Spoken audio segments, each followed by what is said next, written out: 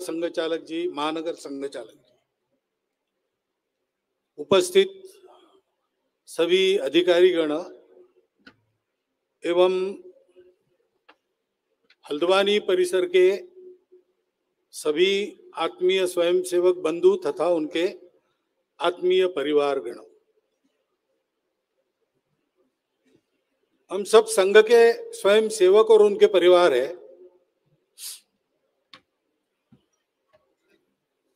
तो हम ये जानते हैं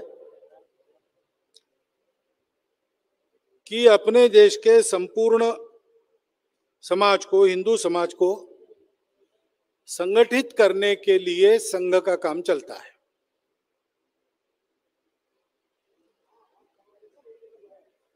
और हम ये भी देखते हैं कि संघ के कार्यक्रमों में सब पुरुष ही रहते हैं। अब संपूर्ण समाज को संगठित करना है तो भारतीय समाज में तो 50% तो महिलाएं हैं।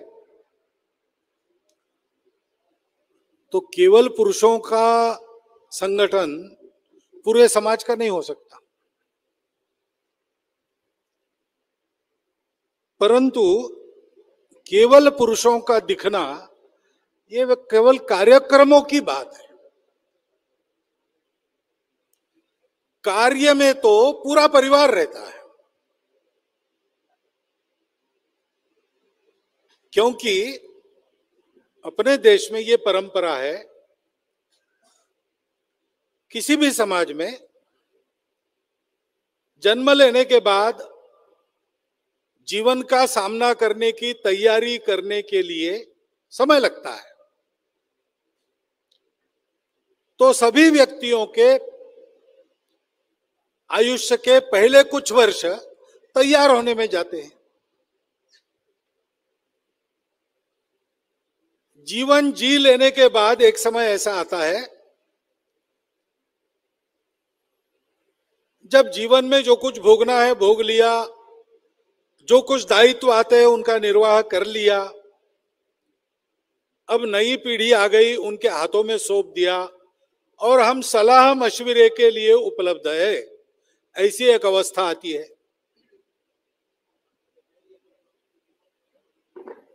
और इसके बाद की भी एक अवस्था की कल्पना अपने यहां पर है कि अब जीवन का सारा अनुभव ले लिया, अब ये जो लौकिक जीवन है उससे निवृत्त होना और केवल साधना में, भगवान में ही मन लगाना। अब ये जो तीनों बातें हैं, तैयार होना, वो व्यक्ति से संबंधित है, वो अपने को तैयार करता है और सारे दायित्व पूरे होने के बाद जो चल रहा है उसमें ज्यादा ध्यान नहीं देना, अपने अधिकार सौंप देना नई पीढ़ी को, तो एक तरह से वो भी शांत बैठता है। और चौथे आश्रम में वो जाता है, वो तो जीवन से अलग ही हो जाता है, लौकिक जीवन से। तो इस समाज का जो जीवन चलता है, पढ़ने वालों का भी चलता है, रिटायर्ड लोगों का भी चलता है, सन्यासियों का भी चलता है, वो किसके भरोसे चले? तो तैयार होने के बाद की जो अवस्था है उसको अपने यहां कहा गया है गृहस्थाश्रम। 4 आश्रमों की कल्पना है। जन्म लेने के बाद मनुष्य बनकर जीवन का सामना कर सके इतना तैयार होना। 100 वर्ष के आयुष्य की कल्पना है तो 25 वर्ष इसमें जाते हैं, उसको कहते हैं ब्रह्मचर्य आश्रम। उस समय जीवन के सुखोपभोग वगैरह की ज्यादा इच्छा नहीं करना, व्रतस्थ जीवन तैयार होने के लिए।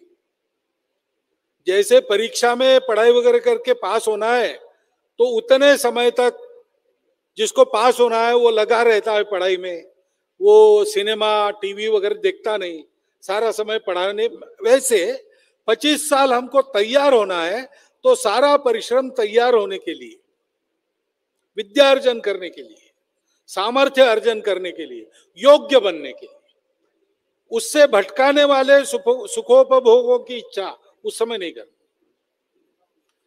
बाद में जो दूसरा है वो गृहस्थाश्रम है, विवाह वगैरह करके घर गृहस्थी परिवार बसाना,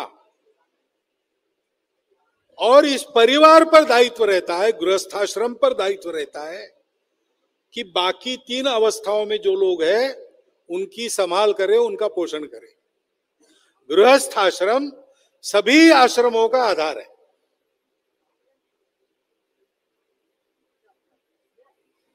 तो गृहस्थाश्रम यानी कुटुंब जीवन है। इस कुटुंब का बड़ा महत्व अपने यहां है। जैसा मैंने कहा, समाज का पूरा जीवन चलता है उस कुटुंब के आधार पर चलता है। कुटुंब में माता पिता पुत्र कन्या ये रहते हैं। माता पिता के माता पिता भी हो सकते हैं, और विवाह होने के बाद पुत्र कन्याओं के भी पुत्र कन्याएं हो सकती है। सारी दुनिया में ही है। अपने यहां उसको गृहस्थ आश्रम कहा गया है, लेकिन फैमिली के नाम से सारी दुनिया में जाना ही जाता है। लेकिन दृष्टिकोण का थोड़ा फर्क है। अपने यहां पर सब पढ़ने वाले, सब रिटायर्ड लोग और ईश्वर की साधना में अथवा समाज के कल्याण के लिए परिव्रज्या करने वाले लोगों में आने वाले सन्यासी, इनके पोषण का भार गृहस्थ वहन करता है। तो ये सब लोग अपने रिश्तेदार नहीं है, रिश्तों का संबंध नहीं है, लेकिन उनका दायित्व कुटुंब का है। पश्चिम में फैमिली का दायित्व फैमिली तक सीमित है,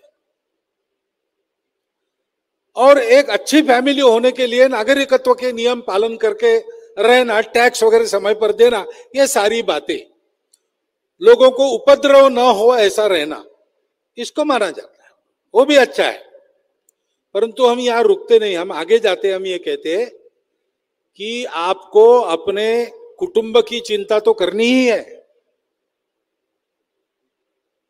लेकिन ये कुटुंब को हमने परिवार क्यों कहा? क्योंकि कुटुंब केवल कुटुंब के भरोसे नहीं चलता। पिताजी कमाते हैं, माताजी घर देखती है, अथवा दोनों कमाते हैं, दोनों मिलके घर देखते, कुछ भी सोचिए आप, लेकिन केवल इससे घर नहीं चलता।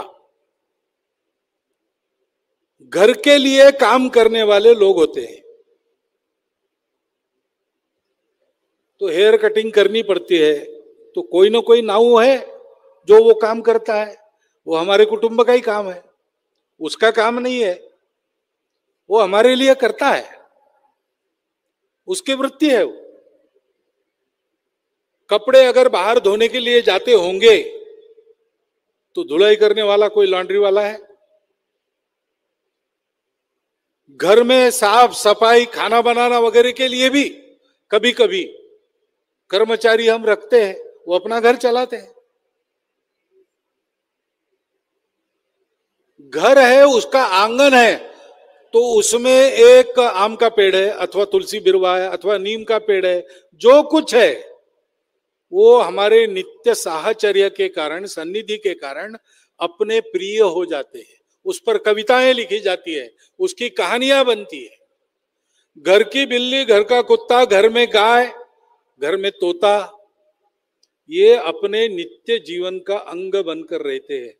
इन सबको मिला के होता है परिवार। कुटुंब के परिसर में कुटुंब पर निर्भर रहने वाले लोग, वो भी अपने हैं। अंग्रेजी में कहते हैं ब्लड रिलेशन, वो नहीं है, परंतु हमारे यहां ब्लड रिलेशन ये एक भाग है कुटुंब का। वास्तविक तो कुटुंब वो है जो अपनेपन से जुड़ता है। उधर ऐसा नहीं है, उधर कुटुंब है ना ब्लड रिलेशन। और ऐसा भी कहते हैं कि ये सोशल कॉन्ट्रैक्ट है, समाज ठीक चले, इसलिए माँ बाप का कर्तव्य है बच्चों को पढ़ाना, और नहीं पढ़ा सकते तो बच्चे कोर्ट में भी जा सकते हैं। परिवार में सबके अधिकार है, सबके अधिकार पूरे होने चाहिए। अधिकार नहीं होते पूरे तो परिवार को कोर्ट में खींचा जा सकता है। तो एक कानून आधार है, वो लिखित कानून हो संविधान तहत या परंपरा से आया हुआ कानून हो। और ये क्यों करना है? क्योंकि एक दूसरे पर हमारी निर्भरता है, इसलिए। और ऐसा हम निर्भरता को मानकर चलेंगे तो समाज ठीक चलेगा, ये तो सही बात है। लेकिन हमारे यहां केवल इतना नहीं है, ये तो है ही, सभी जगह रहता है। हमारे यहां कहा गया है कि हमारा अपनापन है, हमारा नाता है, हमारा संबंध है, हम जुड़े हैं। और इसलिए कानून हो ना हो, नियम हो ना हो, परिवार का कोई लिखित संविधान नहीं होता। संबंधों के आधार पर व्यवहार होते हैं। लोग अधिकारों की बात बाद में करते हैं, पहले कर्तव्य की बात होती है। एक दूसरे के प्रति अपने कर्तव्य को आत्मीयता पूर्वक, प्रामाणिकता से, निस्वार्थ बुद्धि से निभाना। छोटा भाई कहता है माताजी को कि वो बड़े भाई को ऐसा ऐसा दिया, आपने मुझे नहीं दिया। तो माताजी समझाती वो बड़ा है ना, उसको बड़ा काम करना है, इसलिए उसको दिया है। तुम बड़े हो जाओ, तुमको भी मिलेगा। अधिकार की बात नहीं होती, योग्यता की बात होती है, दायित्व की बात होती है। और यहां तक नहीं होता, इस परिवार पर पूरे समाज की जिम्मेवारी है। ऐसा इसलिए है कि हमारी परंपरा में आज भी, आज तो वो बड़े बड़े कुटुंब रहे नहीं, धीरे धीरे न्यूक्लियर फैमिली की ओर ही हम बढ़ रहे। जैसे एक न्यूक्लियस में प्रोटॉन और न्यूट्रॉन और उसके चारों ओर इलेक्ट्रॉन रहते, उससे पदार्थ अपने आप बन जाते आगे चल के। वैसे माता पिता पुत्र कन्या है तो बाकी समाज बनते जाएगा अपने आप, तो न्यूक्लियर फैमिली कहते हैं। ऐसा होने के बाद भी हमारे यहां ये जो परिवार है या कुटुंब है, वो हमारी सामाजिक इकाई है। समाज में एक दूसरे के साथ कैसे व्यवहार करना, इसका प्रशिक्षण कुटुंब व्यवस्था में होता है। छोटा बच्चा जन्म लेता है तब उसको संबंध मालूम नहीं रहते, उसको केवल भूख लगती है तो रोता है, दुखता है तो रोता है। 2-3 दिन में उसको ध्यान में आता है कि बार बार मैं जब रोता हूं, कुछ दुखता है या भूख लगती है, तो मेरी इच्छा को पूर्ण करने वाली एक माताजी है, वो मेरी अपनी है। पहले उसको माता का परिचय होता है, फिर उसको लगता है दुनिया में मैं अकेला नहीं हूं, माताजी भी है। तो भूख लगी है तो भी रो रहा है, माताजी ने लिया तो कुछ समय के लिए क्यों न हो शांत हो जाता है। फिर जब रोता है तो भूख लगी है बताने के लिए रोता है, भूख के मारे नहीं रोता है। उसको विश्वास है भूख पूरी होगी, माताजी आ गई। बाद में पिताजी का परिचय होता है, बाद में और रिश्तेदार सारे पता चलते हैं। जैसे जैसे बड़ा होता है, 5 साल तक तो पूरी स्वतंत्र रहती है, किसी को कुछ भी बोलता है, कहीं भी जाता है, कहीं भी दौड़ता है, सुनता है नहीं सुनता है। लेकिन डांट डपट नहीं होती, लाड़ प्यार होता है, क्योंकि डांट डपट की उम्र नहीं है, वो अभी उसको बुद्धि नहीं आई, तो अभी उसका प्रशिक्षण चल रहा है। 5 साल के बाद फिर नियम वगैरह धीरे धीरे हम सिखाते, और कुछ छोटे मोटे काम भी उठाने को कहते। तो अपनों के लिए परिश्रम करना धीरे धीरे वो सीखता है, और उसको ये भी पता चलता है कि अपने केवल अपने रिश्तेदार नहीं है। घर के सामने कोई मांगने वाला आ गया तो घर के लोग, एक तो अपने आप परंपरा नहीं है खाली किसी को लौटाने की, आ गया कोई तो उसको कुछ ना कुछ देना है। तो एक पैसा भी देना है या मुट्ठी भर चावल भी उसकी झोली में डालने हैं, तो घर के लोग छोटे बच्चे को भेजते देने के लिए। ये कहीं कोई लिखा नहीं है, किसी ग्रंथ में इसका उल्लेख नहीं है, स्मृति ग्रंथों में इसके कानून नहीं है, किसी धर्म ग्रंथ में ये उपदेश नहीं है, लेकिन संपूर्ण देश में उत्तर दक्षिण पूर्व पश्चिम भारत के अंदर ये सब मिलता है। रिवाज में है, परंपरा में है। छोटे बच्चों को ये मालूम होता है कि अपने घर में जो भरा पड़ा है वो केवल मैं और मेरे रिश्तेदार, मेरा कुटुंब, इसके लिए केवल नहीं है। जरूरतमंद समाज का कोई अपरिचित व्यक्ति आता है मांगने के लिए, तो इसी में से उसको भी देना है। ये सारा जो मेरा है वो मेरा नहीं है। ईशावास्यम इदम सर्वम यत्किंचम जगत्याम जगत तेन त्यक्तेन भुंजीता मा गृधः कस्य सिद्धनम। उपनिषद है, बड़ा तत्वज्ञान है। इसको समझने के लिए लोग पीएचडी वगैरह करते हैं और लोगों को पढ़ाते हैं, लेकिन हमारे यहां सहज व्यवहार में कैसे उतारा है। वो बच्चा देखता है कि अपने घर का माल हम दूसरों को दे रहे हैं। मैं घर में ठीक ठाक रहूं इसलिए पिताजी फटी बनियान पहन के रहते हैं, नई बनियान खरीदते नहीं, क्योंकि आने वाली दीपावली में मेरा नया कुर्ता सिलाया जा सके। ये वो अनुभव करता है और उसको तेन त्यक्तेन भुंजी था यानी क्या, इसका अर्थ ध्यान में आता है। ये धन तुम्हारा नहीं है, ये सारा का सारा भगवान का है, उसने बनाया, उसका है, उसी के भोग के लिए।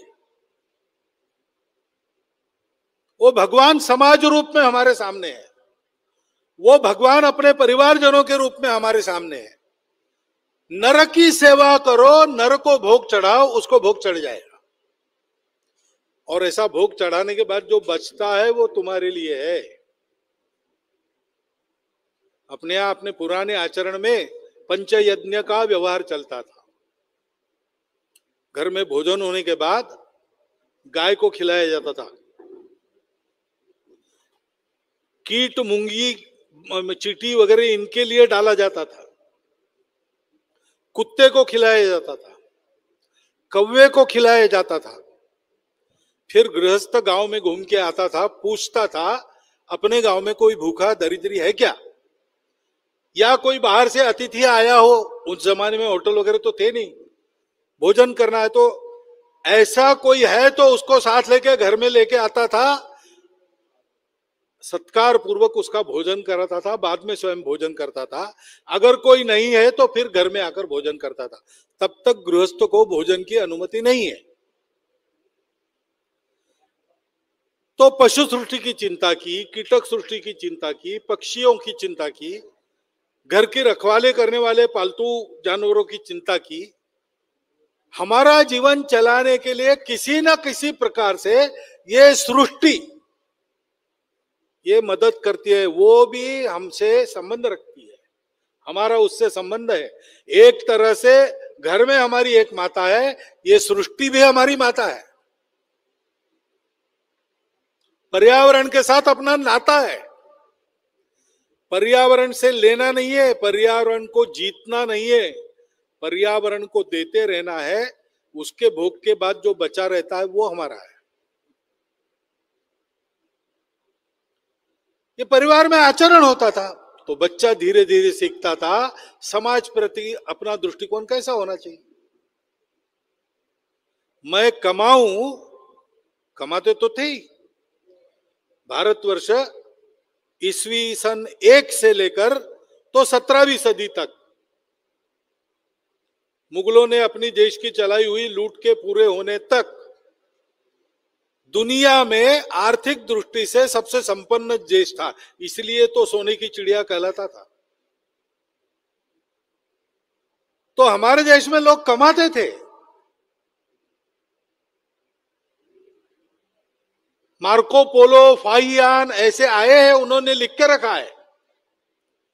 India as they saw, Shrimati Sandhya Jain की लिखा किताब है, उसमें उसका अधिकृत वर्णन है, उन्होंने क्या क्या लिख के रखा है। वो लिखते हैं कि यहां दरिद्रता है ही नहीं, कोई दरिद्री है नहीं, कोई भिखारी नहीं है, कोई चोर भी नहीं है, चोरी की जरूरत नहीं पड़ती।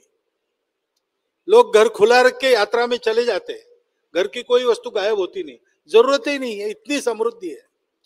हर व्यक्ति कमाता था, लेकिन प्रतिष्ठा कमाने की नहीं थी, प्रतिष्ठा बांटने की थी। आज भी अपने देश के धनी व्यक्तियों के नाम हमको केवल मीडिया के कारण पता चलते हैं, मीडिया के कारण पता चलते हैं। लेकिन मीडिया न देखने वालों को भी भामाशाह पता है। उसने अपनी संपत्ति को देश की स्वतंत्रता के लिए दान कर दिया, दान नहीं किया, अर्पण कर दिया, उसका अहंकार भी नहीं रखा। हमारे यहां ऐसे देने वाले धनपतियों की चर्चा होती है, केवल कमाने वालों की नहीं होती। अपने परिवार में अपने बड़ों का आचरण देखकर, अपने घर के रीति रिवाजों को देखकर ये सामाजिकता वो सीखता है। हमको बड़े समूह के साथ रहना है, हमको पूरी मानवता के साथ रहना है, हम अलग नहीं है, हम भी उसके एक अंग है। प्रकृति भी हमसे अलग नहीं, हम उसके मालिक नहीं है, हम उसके अंग है। ये जो सारी संपत्ति है, चल अचल, प्राकृतिक और स्व कष्टार्जित, वो मेरी नहीं है, मैं उसका ट्रस्टी हूं। इसका विनियोग सबकी भलाई के लिए करना, इसके लिए मेरे पास रहती है। उसको मैं बढ़ाता रहूं, उसका विनियोग ठीक करता रहूं, अपना भी जीवन उसके आधार पर चलाता रहूं। इसलिए हमारे यहां दान की कल्पना है। पश्चिम में चैरिटी शब्द आने के सदियों पहले से हमारे यहां दानवीरों की कहानियां, अपने प्राणों को भी बाजी लगाकर लोग दान करते। राजा रंतिदेव की कथा है, इतना दिया इतना दिया, देने को कुछ रहा नहीं। एक बार अकाल पड़ा, तो अकाल में सारी संपत्ति प्रजा के लिए लगाना, अपने लिए कुछ नहीं। तो 7 दिन में एक बार कटोरा भर सत्तू खा के राजा, रानी, राजकुमार और राजकन्या चारों जीवित थे। एक दिन 7वें दिन का सत्तू खाने के लिए चारों बैठ गए। सामने अपना कुत्ता लेके एक भिखारी आ गया। उसने कहा, महाराज मुझे कुछ नहीं मिला। तो राजा अपने हिस्से का सत्तू उसको दिया। उसने खाया, उसने कहा, महाराज बहुत दिन का भूखा हूं, पेट नहीं भरा। तो रानी ने दिया, बाद में राजकुमार ने भी दिया। फिर उसने कहा, मेरा पेट भर गया, लेकिन मेरा कुत्ता भूखा है। तो राजकन्या ने अपना हिस्सा उसको दे दिया। उसने कहा, महाराज आपने खाना तो खिलाया, पानी नहीं पिलाया। तो वो 4 गिलास पानी चारों का था, 7 दिन में एक बार पीने का, वो चारों उसको और उसके कुत्ते को पिला दिया। फिर भी वो खड़ा ही है, देख के राजा के आंखों में आंसू आए। तो कहता है कि महाराज क्षमा करना, मुझे बहुत भूख लगी थी, इसलिए मैंने सारा ले लिया। आपको दुख देने की मेरी इच्छा नहीं थी, आपको दुखी करके अब मैं क्या करूं, कैसे आप। राजा ने कहा, अरे भाई दुखी मैं इसलिए नहीं हूं कि मेरा सब चला गया, मैं इसलिए दुखी हूं कि तू अभी भी खड़ा है, तू कुछ चाहता है, देने के लिए मेरे पास कुछ नहीं, इसलिए मेरे आंखों में आंसू है। उसी रंतिदेव का वो प्रसिद्ध श्लोक है, न त्वहम कामये राज्यम न स्वर्गम न पुनर्वभवम कामये दुख तप्तानाम प्राणिनाम आरती नाशनम। मुझे राज्य नहीं चाहिए, मुझे स्वर्ग नहीं चाहिए, मुझे मोक्ष भी नहीं चाहिए। दुख से तप्त प्राणियों की वेदना का शमन करने का काम ही मुझे चाहिए। हमारे अपने परिवार में ये शिक्षा दी जानी चाहिए। परिवार इसको कहते हैं। परिवार केवल माता पिता पुत्र कन्याओं का जमावड़ा नहीं है, एक घर के छत के नीचे रहने वाले लोगों का समूह नहीं है। परिवार आपसी संबंधों से बंधा हुआ और उन संबंधों को संपूर्ण विश्व तक विस्तारित करते जाने वाला, मानवता के लिए काम करने वाला कार्यकर्ता समूह है। देश के लिए पुत्र दे देती है माता जी, धर्म के लिए युद्ध हुआ महाभारत का, पांचों पांडव निकले, महाभयंकर संग्राम संवार होने वाला है, उसमें जा रहे 5 पुत्र, कुंती पति नहीं है, पुत्र ही उसका आलम्बन है, पांचों जा रहे लड़ने के लिए।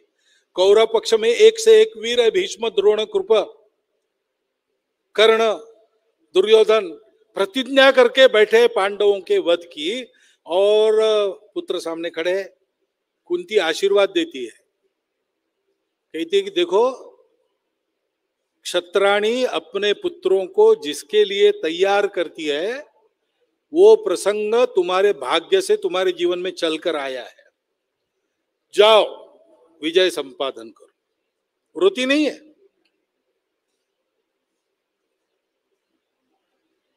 तानाजी का लड़का, उसका विवाह था, विवाह निमंत्रण देने गया छत्रपति शिवाजी महाराज के पास। वो विचार कर रहे थे कोंडाना किला जीतने के लिए तानाजी को भेजेंगे, उतने में वो उपस्थित हो गया। उसके ससुर शेलार मामा वो भी थे साथ में। उसने लग्न पत्रिका थमा दी, तो शिवाजी महाराज ने पढ़ी और कहा, अरे गड़बड़ हो गया। क्या गड़बड़ हो गया महाराज?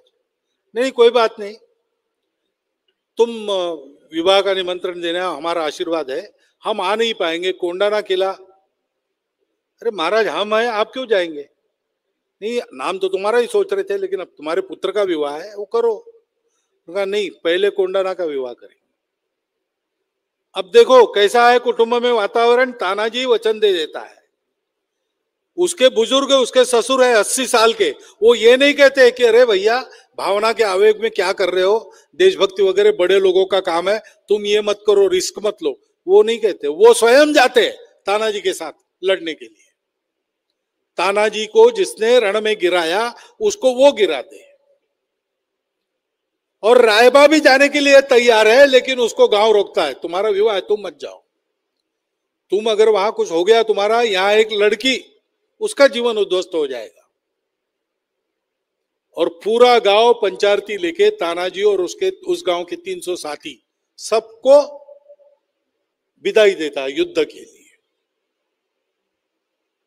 कारगिल के युद्ध में राजस्थान के एक घर में अडवाणी जी गए, उस घर का बेटा शहीद हो गया था। तो माताजी से बात हुई, सांत्वना वगैरह दी। निकलते समय माताजी ने कहा कि अडवाणी जी, एक बात की कमी बहुत खलती है, हमारे घर के सब लोग सेना में है, ये मेरा आखिरी पुत्र था, वो चला गया, अब सेना में भेजने के लिए मेरे पास और पुत्र नहीं है, इसकी कमी खलती है। हमारा कुटुंब ये केवल आपस के स्वार्थों से बंधा नहीं है, वो संबंधों से बंधा है, और उसके संबंध मर्यादित नहीं रहते।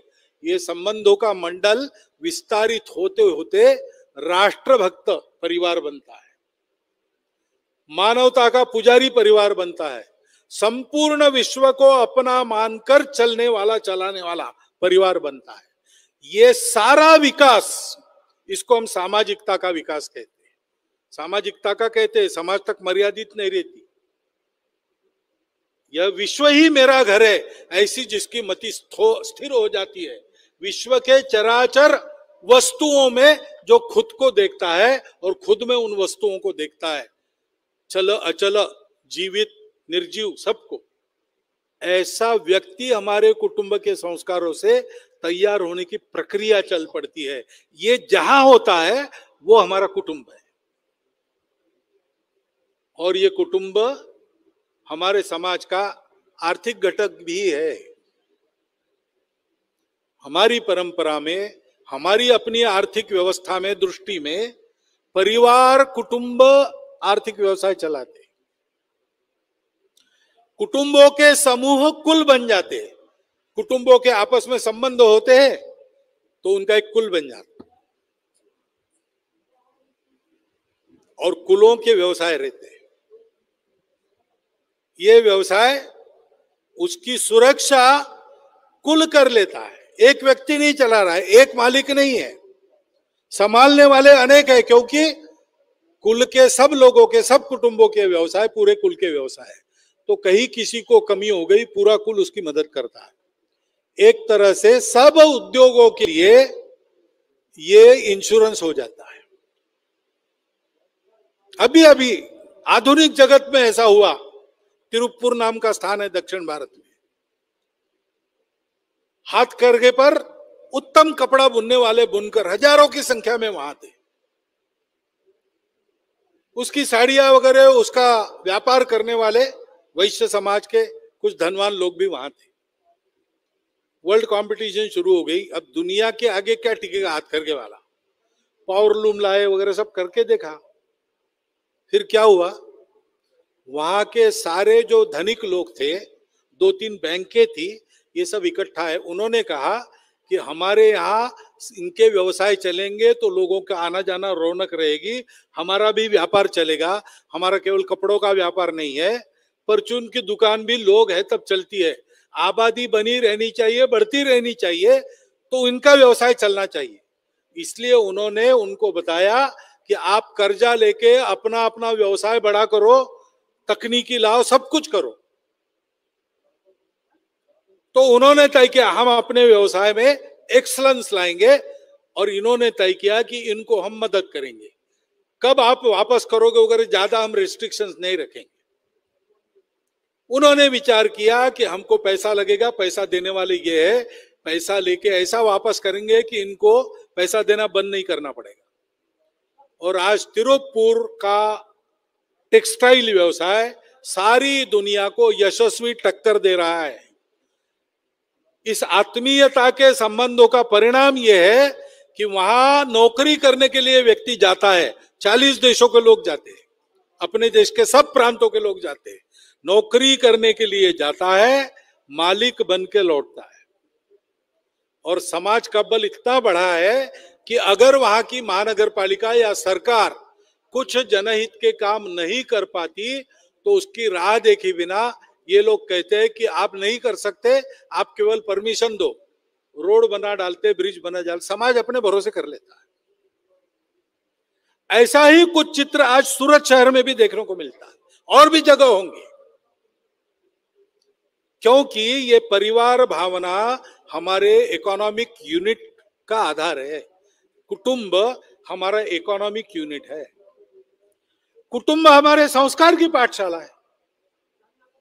वहां जो आत्मीयता का संबंध बनता है, उसके कारण आयु के 3 साल तक छोटे बच्चे की प्रवृत्ति बनती है, शिक्षा शास्त्र कहता है।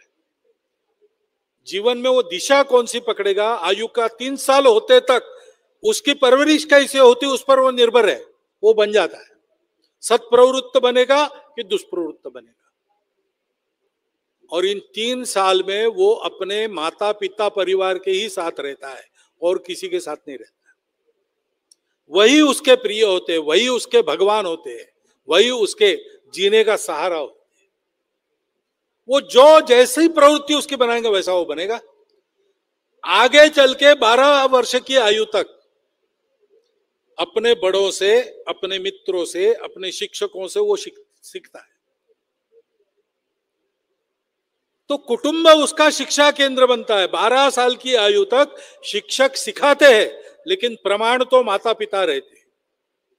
12 साल की आयु के बाद शिक्षक प्रमाण हो जाते हैं, माता पिता दूसरे नंबर पर आते हैं। इसलिए घर से ज्यादा उपदेश उस समय नहीं करना चाहिए। पहले ये आयु जरा ये थी तो श्लोक था, लालयत पंचवर्षाणि दश वर्षम तु ताड़येत और प्राप्ते तु षोडशे वर्षे पुत्रम मित्रवद आचरेत। लड़का आज की भाषा में टीन एज में आने के बाद आप ज्यादा उस पर प्रेशर डालोगे, वो बगावत करेगा। उस समय मित्रवत स्नेह रखकर उसको समझाना चाहिए, समझता है, सीखता है। लेकिन ये सारा काम कुटुंब में होता है। बाहर जाता है, जीवन को फेस करता है, अच्छे बुरे सारे प्रभाव उस पर होते हैं। आजकल तो बहुत ज्यादा होते हैं। अभी कोरोना के समय में आपके घर के सब बच्चों ने मोबाइल का उपयोग किया होगा। वो मोबाइल तो रह गया, ऑनलाइन स्कूल बंद हो गया, होना शुरू हो गया प्रत्यक्ष, लेकिन मोबाइल तो रह जाएगा। मोबाइल देखना भी आ जाएगा। मोबाइल पर कौन क्या देखता है, इसका नियंत्रण कौन करता है? ओटीटी प्लेटफॉर्म पर क्या क्या दिखाते हैं, मीडिया में जो आता है वो ये सोच के थोड़ी आता है कि बालकों के लिए क्या अच्छा रहेगा, संस्कारों के क्या लिए क्या अच्छा रहेगा। मीडिया कमर्शियल है, किसकी खपत है और किससे मिलेगा, टीआरपी कहां से मिलेगा, वो दिखाते हैं। क्या देखना क्या नहीं देखना, इसका विवेक जब तक हमारे घर में हमने सिखाया नहीं, तब तक तो दुनिया खुली है। लड़का बाहर जाने वाला है, उसको बाहर जाना चाहिए, बाहर जाएगा तो ये सब लोग मिलेंगे, अच्छे लोग भी मिलेंगे। क्या लेना क्या नहीं लेना, इसका विवेक घर में बनता है। वो संस्कार धानी है प्रत्येक व्यक्ति के लिए। ऐसा ये हमारा कुटुंब है, वो हमारी सामाजिक इकाई है, आर्थिक इकाई है, संस्कार धानी है। और अपने जीवन से दुनिया को जीवन की रीति सिखाने वाला वो हमारा समाज का घटक है। कैसे जीना चाहिए, रामायण सारी दुनिया में लोग पढ़ते हैं, प्रेरित होते हैं। महाभारत सारी दुनिया में लोग पढ़ते, प्रेरित होते। क्या है, इतिहास तो है ही अपना। लेकिन जो नहीं भी मानते उनके लिए कुटुंबों की कहानी तो है ही, उसमें कुटुंबों की ही कहानी है। रामायण में प्रत्येक कुटुंब के घटक का आदर्श व्यवहार कैसे होना चाहिए, इसका चित्र है। सारी दुनिया में उसकी मान्यता है। महाभारत में कलह क्यों होता है, कलह कैसे टालना चाहिए, कलह टालने के लिए समय पर निर्णय कैसे करना चाहिए, नहीं किया तो कितने भीषण परिणाम होते। और कितनी भी भीषण परिस्थिति हो, अपने कर्तव्य और धर्म को कैसे नहीं छोड़ना चाहिए। न जातु कामान न भयान न लोभात धर्मम त्यजेत जीवितस्यापि हेतु, प्राण जाए तो भी अपने धर्म को नहीं छोड़ना। कुटुंबों में ये सब कैसे करना, इसकी शिक्षा महाभारत से मिलती है।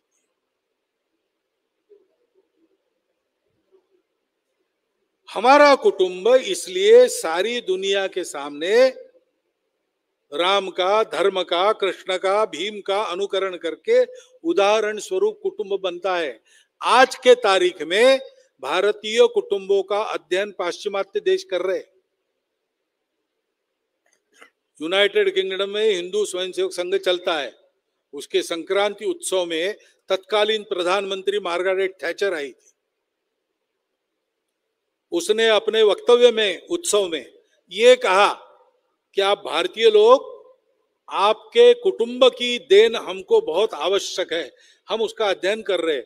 हमारे यहाँ माता पिता वृद्ध होते, पति पत्नी दोनों कमाने वाले, देखने के लिए कोई नहीं, तो उनको वृद्धाश्रम में भेज देते। व्यवस्था बनाई हो, प्रेम रहता भी होगा पता नहीं, लेकिन व्यवस्था ऐसी है कि उनको फिर घर में नहीं रखते, वृद्धाश्रम। हर इतवार को घर के लोग जाते, एक पुष्पगुच्छ, थोड़ी मिठाई, जिसको जो अच्छा लगता है, पढ़ने वाले पिताजी या माताजी हो तो पुष्प किताब वगैरह ऐसा देके 1.5 घंटा बैठ के चले आते। 7 दिन नहीं मिलेंगे क्योंकि समय नहीं।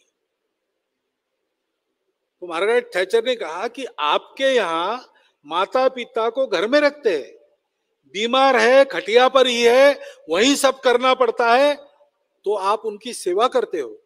और हमने ये देखा है कि परिवार का कोई आदमी अपनी नौकरी वगैरह छोड़कर उनकी सेवा में लग जाता है। ये आप कैसे कर लेते हो, इसकी हमको आवश्यकता है।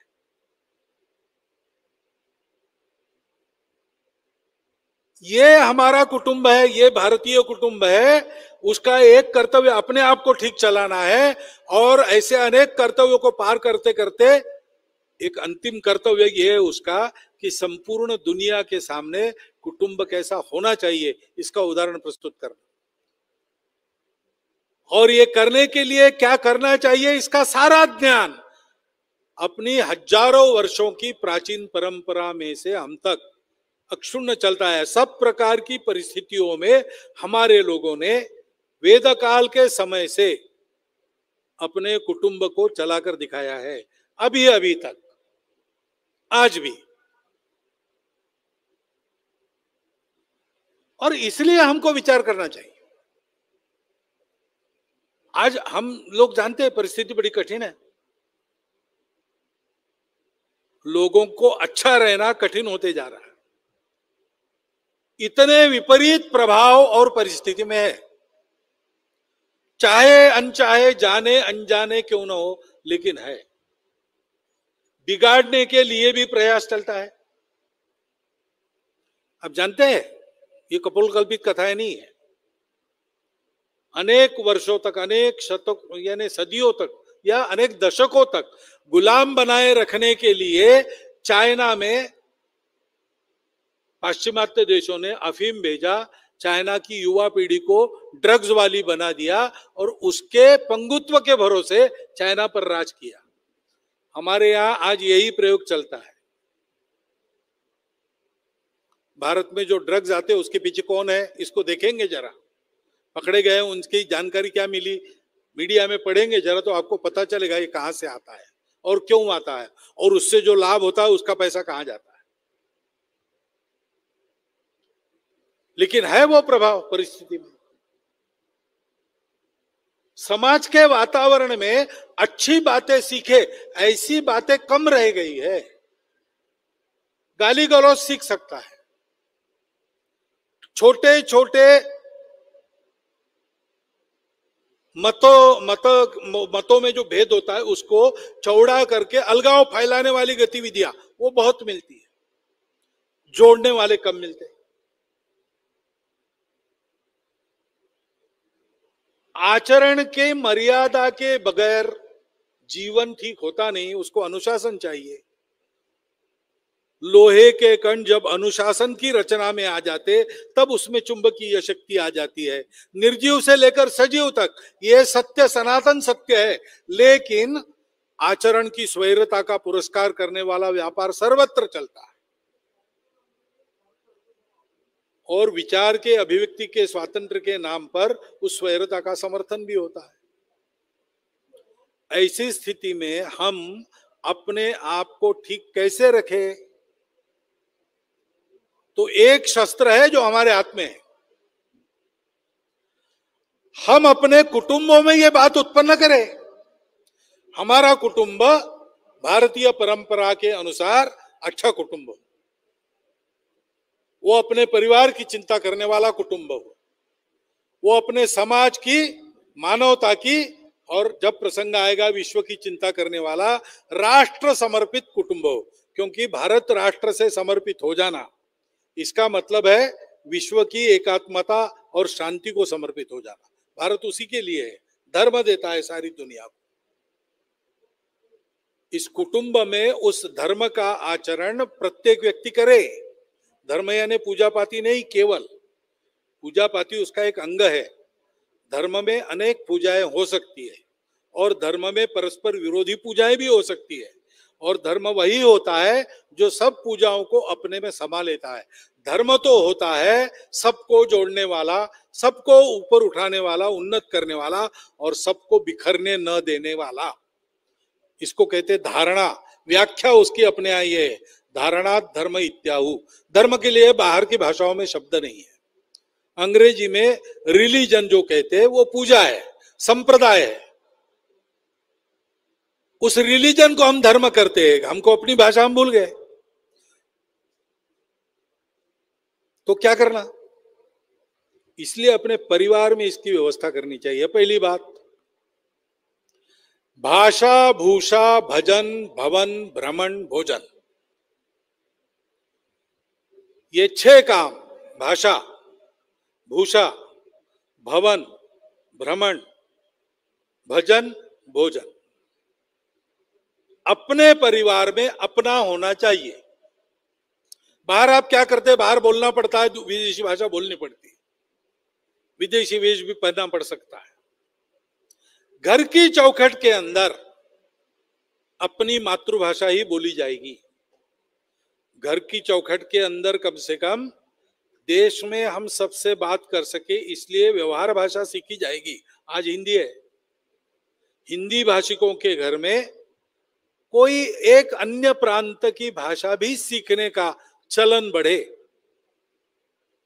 ये स्वभाषा की भक्ति अपने यहां होनी चाहिए, स्वभूषा होनी चाहिए। अब भूषा देश काल परत्वे बदलती है। रामायण काल में कुछ भूषा थी, आज उसको पहन के रहो, ऐसा मेरा कहना नहीं है। लेकिन पर्व त्योहार में कम से कम अपने घर के लोग अपनी परंपरागत वेशभूषा में रहे। वहां क्यों आपको कोट बूट टाई चाहिए? अपना गर्मी का देश है, उसके लिए वो वेश नहीं है। मणिपुर में जाइए, मणिपुर में शादी ब्याह के प्रसंग पर जितने लोग जाते, छोटे और बड़े, वो कोई कानून नहीं है, लेकिन वो सब के सब मणिपुरी वेश पहनकर ही जाते हैं। धोती, लंबा कुर्ता, वो एक विशेष प्रकार का सफेद फेटा होता है, गमछा होता है, सब लोग वैसे ही मिलेंगे आप। ये परंपरा है। हमारे अपने घर में स्वभूषा का मान चाहिए, स्वभूषा का ज्ञान चाहिए।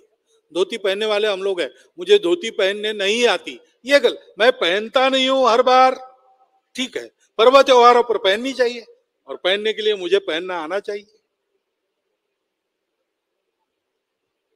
स्व पर आग्रह रखते हैं ना, तो स्वाभिमान आता है, तो स्व का गौरव आता है, और स्व का गौरव आता है तो अपनी अच्छी बातों को पक्का रखने का बल प्राप्त होता है। भजन, अपना भजन गाना। अपने घर में उपासना है परंपरा से, एक भगवान की होगी, अनेक भगवानों की होगी। जो अपनी परंपरागत उपासना है उसको क्यों छोड़ना? समझाना वो उपासना कैसी है, ये भजन कैसा है, इसके अर्थ क्या है, क्यों ऐसा करना, कैसे मतांतरण हो जाता है। अपने घर के लड़के लड़कियां दूसरे मतों में कैसे चली जाती है, छोटे छोटे स्वार्थों के कारण, विवाह करने के लिए। करने वाले गलत है वो बात अलग है, लेकिन हमारे बच्चे हम नहीं तैयार करते। हमको इसका संस्कार अपने घर में देना पड़ेगा। अपने स्व के प्रति गौरव, अपने धर्म के, अपने पूजा के प्रति आदर, अपनी साधना का मर्म समझना, उसके लिए प्रश्न आएंगे तो उत्तर दे सकना, कंफ्यूज नहीं होना, इतना तो तैयार करना चाहिए अपने बच्चों को। और उसको तैयार करने के लिए अपने को तो सीखना पड़ेगा। भोजन अपना परंपरागत भोजन अपने यहाँ होना चाहिए।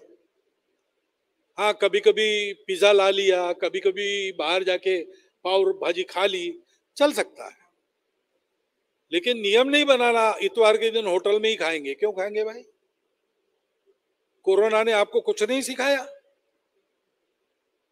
तब तो बाहर का सब मना कर रहे थे, दूर जाना है तो भी बांध के ले जाते थे। ये जिह्वा की रुचि के आकर्षण के मारे अपने स्वास्थ्य को क्यों बिगाड़ना? 800 प्रकार का भारतीय भोजन है कम से कम, मैं एकदम गिनती करके नहीं बोल रहा हूं, लेकिन 800 से नीचे नहीं है ये मुझे मालूम। एक से एक रुचिकर और एक से एक न्यूट्रिशनली साउंड, आहार शास्त्र के अनुसार उत्तम ऐसे पदार्थों के प्रकार अपने यहां है। एक आपके उत्तराखंड में 4-5 प्रकार है भोजन बनाने के, पौष्टिक पदार्थ है, ऐसा स्वादिष्ट भी है, उसकी आदत लगानी चाहिए। अपने घर में उसका आग्रह रखना चाहिए। कभी कभी कुछ कर लिया, अब थोड़ा सा थाय बना लेते हैं, बना लो एक आध बार, कोई बात नहीं, द्वेष नहीं है अन्य लोगों का, लेकिन अपने आबो हवा के और स्वास्थ्य के लिए अनुकूल तो अपना वही तरीका है। वो हजारों वर्षों के अपने जीवन से सिद्ध हुआ तरीका है, उसका आपको सर्वे नहीं मिलेगा, डॉक्यूमेंट नहीं मिलेगा, लेकिन हजारों वर्षों से चल रहा है, और उसके भरोसे हमारे यहाँ 100-100 साल जीने वाले वृद्ध आज भी मिलते हैं।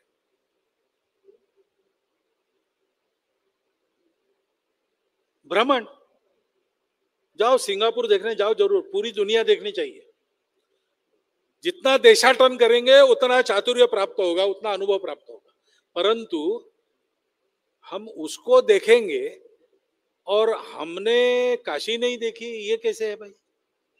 भारत के भी पवित्र तीर्थ को, भारत के सपूतों ने जहां पराक्रम किया वो किले देखो, चित्तौड़गढ़ देखो, कुंभलगढ़ देखो, हल्दी घाटी की घाटी देखो, वहां एक बार चल के देखो, वहां वो संग्राम हुआ था, खानवा का युद्ध जिस दीवार के आड़ में हुआ, वो दीवार अभी भी है, वहां जाके देखो, देखने लायक बनाया है। महाराष्ट्र में किले देखो, उत्तराखंड में ऐसे अनेक स्थान हो गए, जलियनवाला बाग जाके आओ, ये भी अपने तीर्थ स्थल है, ये अपने लिए दर्शनीय यानी देखने लायक नहीं, दर्शन करने लायक स्थान है। एक तरह से ये मंदिर है हमारे लिए। वहां जाके एक बार वहां की धूली मस्तक पर लगनी चाहिए अपने बाल बच्चों के, तब वो इस देश के बनेंगे। करना चाहिए, वहां भी जाना चाहिए। और अपने देश के अभावग्रस्त बंधु कहाँ रहते हैं, कैसे रहते हैं, पेरिस देख के आओ, न्यूयॉर्क देख के आओ, लेकिन अपने घर के पीछे जो झुग्गी झोपड़ी है उसमें कोई गरीब रहता, उसकी भी सुधि लेने बीच बीच में जाते जाओ, परिवार सहित जाओ, उसके परिवार को कभी घर में बुलाओ। इन 6 बातों को, भाषा, भूषा, भ्रमण, भवन, भोजन और भजन। भवन में अपने क्या लगता है, अपने भवन में वेलकम क्यों है, सुस्वागतम क्यों नहीं? तकिए पर भी अपने यहां स्वीट ड्रीम्स क्यों लिखा है? हिंदी भाषा समृद्ध है। चित्र किसके लगते हैं? विवेकानंद का चित्र है कि नहीं? गांधी जी का चित्र है कि नहीं? डॉक्टर अंबेडकर साहब का है कि नहीं? सावरकर जी का है कि नहीं? आज के अपने भारत को स्वतंत्रता के, गुलामी के पंख से निकालकर स्वतंत्र बनाने में जिन्होंने जीवन खर्चा किया, उनके फोटो अपने यहां होने चाहिए। भगत सिंह कैसे दिखते थे, हमारे घर में चित्र होना चाहिए। राजगुरु, चंद्रशेखर आजाद होने चाहिए। ये करना और पंचयज्ञ नए रूप में पुनरुज्जीवित करना, सृष्टि की चिंता, अड़ोस पड़ोस की चिंता, पर्यावरण की चिंता, संपूर्ण समाज में एकात्मता की चिंता, नए अर्थ देकर इन पंचयज्ञों को करना, परंपरा के साथ साथ या परंपरा के बिना भी। इससे अपना परिवार सारे आश्रमों का, सारे समाज का, देश का, मानवता का, विश्व का आधार बन सकता है। असंभव काम नहीं है। इसका वर्णन मैंने शब्दों में किया इसलिए आपको बड़ा लग रहा है, लेकिन बड़ी आसान बात है। 4-5 बातें आप प्रारंभ करो। पहली बात है, सब घरों में, स्वयंसेवकों के घरों में आवश्यक है, अनिवार्य है, हफ्ते में एक दिन घर के सब लोगों ने तय करके शाम को निश्चित समय पर इकट्ठा आना। बस अगले हफ्ते से शुरू होना चाहिए। दिन आप निश्चित करो, समय निश्चित करो, इकट्ठा आना, अपनी श्रद्धा अनुसार भजन करना, बाद में आनंद से भोजन करना, घर में बना हुआ, घर के लोगों के द्वारा बना हुआ, और उसके बाद 2-3 घंटा गपशप करना। पहली बात है, अपने घर की परंपरा की जानकारी देना। अपने पूर्वजों की क्या परंपरा है, हमारे कुल में कौन कौन होके गए, किसने क्या अच्छा किया, हमारी कुल रीति क्या है, रीति रिवाज क्या है, जो समय अनुकूल है। दकियान उसी बातें छोड़ देना, उसको नहीं रिपीट करना। कभी हमारे यहाँ छुआछूत रहती थी, नहीं चाहिए, अब होगी परंपरा में, उसको हम नकारते हैं। अच्छी बातें लेना। हमारी धार्मिक परंपरा क्या है, उसमें क्या क्या कहानियां है, क्या क्या पर्व त्योहार है, उसके अर्थ क्या है, इसमें हमारे घर में क्या चलता है, क्या चलना चाहिए। डिक्टेट नहीं करना, निर्णय नहीं देना। नई पीढ़ी चर्चा चाहती है, प्रश्नोत्तर चाहती है, जिज्ञासा का समाधान चाहती है। उनके साथ संवाद करना जो बंद हो गया है घरों में। मुक्त संवाद, अपना अपना विचार रखो, पूछो, बताओ, और सारे मंथन में से कोई एक छोटी सहमति बनती है, उसको आचरण में लाओ। और दूसरा विषय है, हम में से प्रत्येक व्यक्ति स्वयं के लिए रोज अपना समय खर्चा करता है, पैसा भी खर्चा करता है।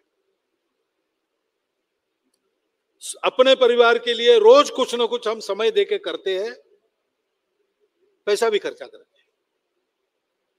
हम और हमारा परिवार जिसके कारण सुस्थिर है, उजड़ नहीं गए, विस्थापित नहीं हुए, फुटपाथ पर नहीं आना पड़ा, क्योंकि हमारा समाज सुरक्षित है, प्रतिष्ठित है।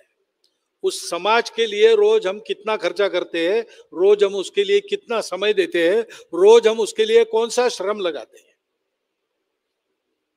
इसका कोई संकल्प हो सकता है क्या? प्रत्येक का अपना अपना अपने कुटुंब में वो करना, उसको अमल में लाना, ऐसे ये चलेगी।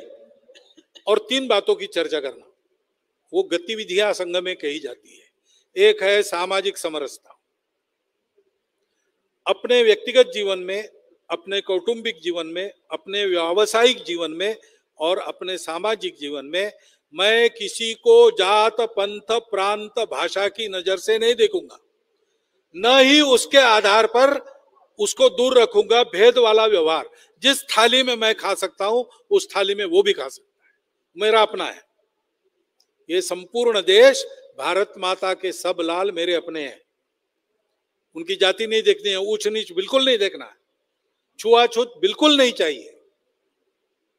आदत लग गई है समाज को नाम सुनते ही आप कौन, इसको पूछना या अनुमान लगाना, ये मन से निकल जाना चाहिए, भेद नहीं रहना चाहिए बिल्कुल। ऐसा आचरण अपने स्वयं के जीवन में, व्यक्तिगत आचरण में, कौटुंबिक आचरण में, यानी अपने कुटुंब में, अपने सामाजिक जीवन में और अपने आजीविका के स्थान पर भी धीरे धीरे एक एक चीज सुधारते सुधारते ऐसा करना। अपने घर के सब लोग ऐसा करें, इसकी चर्चा उस बैठक में करना। दूसरा, हमारे घर में पानी बचाया जाए और हमारे घर के हरियाली में वृद्धि की जाए, और जहां जहां पेड़ लगाने का काम होता है वहां हमारा भी सहभाग हो, हम भी पेड़ लगाएं, घर को हरित घर करें। पर्यावरण गतिविधि कहते हैं, इसके कार्यक्रम घर में करने के क्या क्या है, आपको उस गतिविधि के कार्यकर्ता बुलाएंगे, एक आध बार उनको आपके कुटुंब की बैठक में, साप्ताहिक बैठक में बुलाइए, वो बताएंगे। और तीसरी बात है, यही जो आप कर रहे, हफ्ते में एक बार बैठकर इन सारी बातों की चर्चा करना, उसको कहते हैं कुटुंब प्रबोधन। इन 3 गतिविधियों को अपने घर में लागू करना, आचरण के स्तर पर, जानकारी के स्तर पर नहीं केवल। और ऐसा आचरण का स्तर अपना कुछ प्राप्त हो गया तो फिर अड़ोस पड़ोस के कुटुंबों को भी बुलाना, इस चर्चा में उनको बिठाना, हम क्या करते दिखाना, हमारा अनुकरण वो करे, ऐसे संबंध उनके साथ रखना। ऐसा करते हैं तो अपना कुटुंब सुरक्षित, प्रतिष्ठित, सद्गुणी, समाज का आधार बनने वाला गृहस्थाश्रमी कुटुंब बनेगा। और हमारे कुटुंब के कारण धीरे धीरे सारा समाज ऐसा बनेगा। जिस दिन समाज ऐसा बनेगा, सोया राष्ट्र जागेगा, और जिस दिन सोया राष्ट्र जगेगा सारी दुनिया अच्छी हो जाएगी। दिसी दिसी फैला तमस हटेगा, भारत विश्वगुरु बनेगा।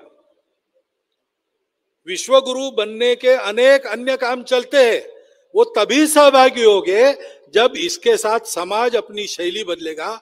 और समाज एकदम शैली नहीं बदलता, समाज की इकाई कुटुंब है, वो कुटुंब खड़े होने पड़ते जो इस शैली में आज के जमाने में जीकर दिखाते हैं। ये आह्वान सब स्वयंसेवक और उनके परिवारों के सामने है। और इसलिए इस चुनौती को स्वीकार करके हम अपने कुटुंब को गढ़ना प्रारंभ करें। शाखा चलाना महत्व की बात है, उसके साथ साथ अपने परिवार की ऐसी साप्ताहिक, शाखा नहीं कहना उसको, प्रार्थना नहीं करना, ध्वज नहीं लगाना, प्रार्थना याद कर सकते हैं, एकात्मता स्तोत्र उसमें याद कर सकते हैं, लेकिन शाखा तो मैदान पर पुरुषों की लगेगी, क्योंकि महिलाओं की शाखा समिति की लगनी चाहिए। अपने घर के सब लोगों को उसमें भेजना, वो हमको तैयार होने का कार्यक्रम है, परिवार को बनाने का कार्यक्रम इस साप्ताहिक के बैठक द्वारा इस ढंग से करेंगे। समाज में वातावरण बनेगा, समाज अपना आचरण बदलेगा, शैली बदलेगा, सारे परिवर्तन के प्रयास यशस्वी होंगे और अपने भाग्य परिवर्तन को सफल करके भारत खड़ा होगा।